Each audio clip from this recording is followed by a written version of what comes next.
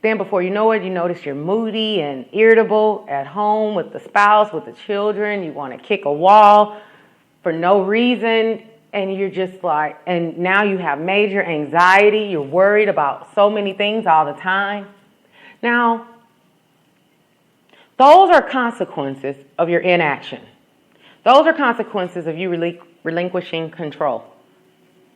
So by you choosing not to do anything, things did happen. They were still in effect. That has to take place. It's a law. It's a law. It has to take place. It has to take place. Just like you can't jump off a building and say you didn't know about gravity. It doesn't matter. It's a law. It has to take place. Whether you know it or not. So whether you know that your inaction and your relinquishment of that control, whether you know or not, that it actually still impacts you. But in a way that you don't desire. You don't desire those things. If I were to come up to you and say, hey, this is what will happen if you go down this road and you make that choice. This is what will happen if you go down this road. You see this beautiful road. Everybody will take the beautiful road. But when you push the thought in your subconscious and you push it back and you push it back to where you're like, I don't want to think about that right now. I'm too busy. Let's go with the I'm busy thing. We are all busy. I'm too busy. I don't want to think about that right now. I don't want to focus on it. Maybe later. I know it's important, but maybe later. No, you don't know it's important. Because whatever is important to you, there will be actions behind it. If I said write down the 5 most important things to you in life right now, and you wrote those 5 things down, and I started following you throughout those days, throughout your day, throughout your week, would I notice that those are your most important 5 things?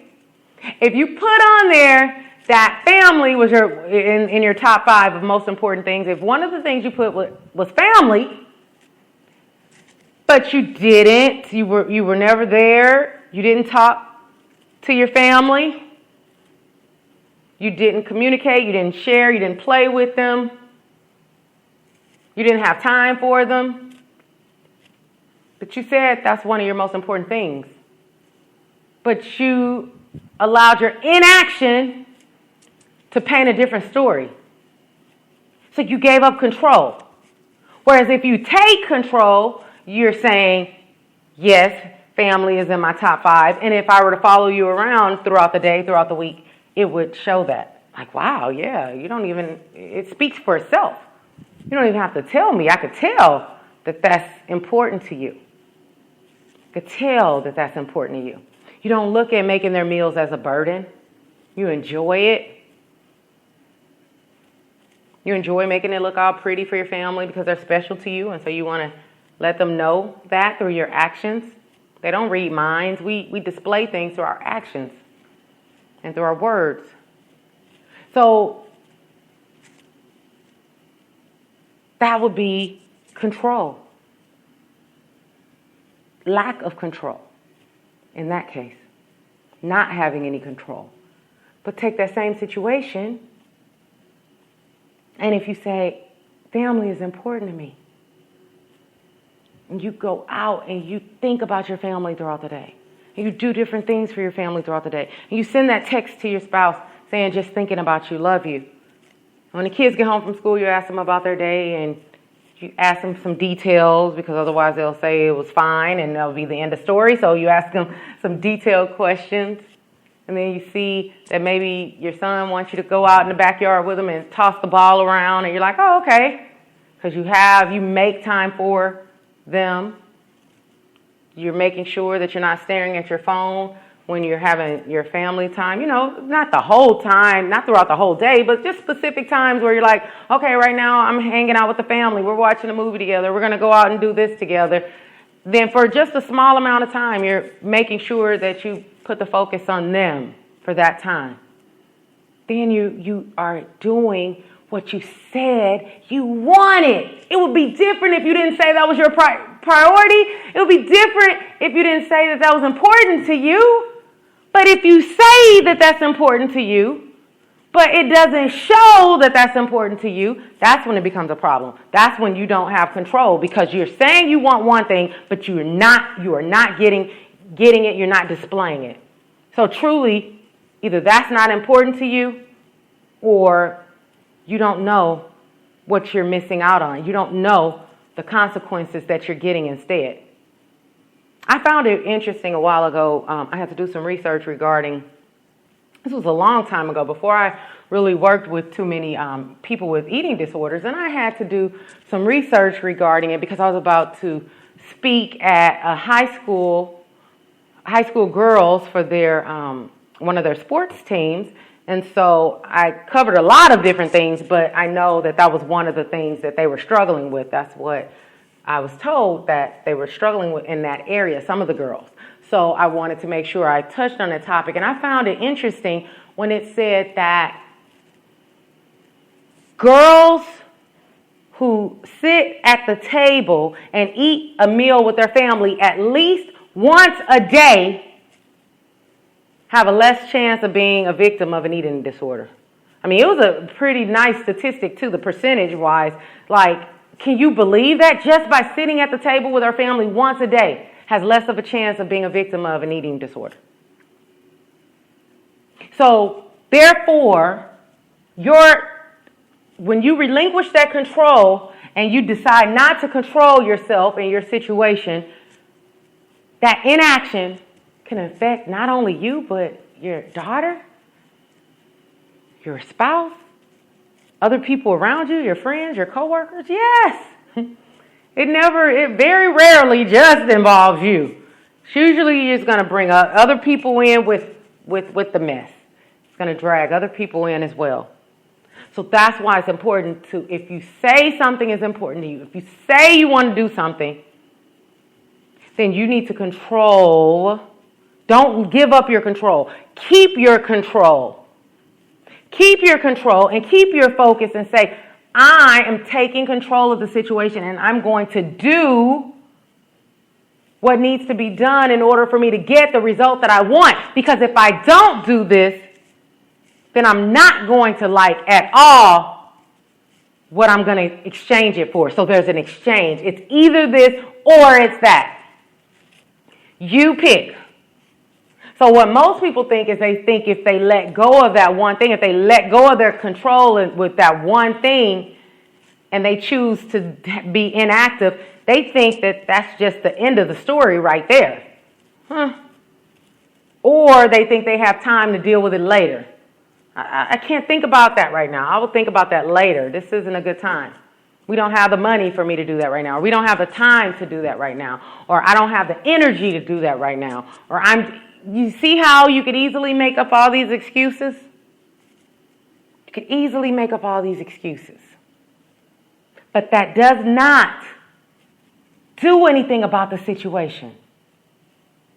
I can't tell you how many times I've heard someone say something that they wanted, and I say, oh, okay, well, why aren't you doing it then?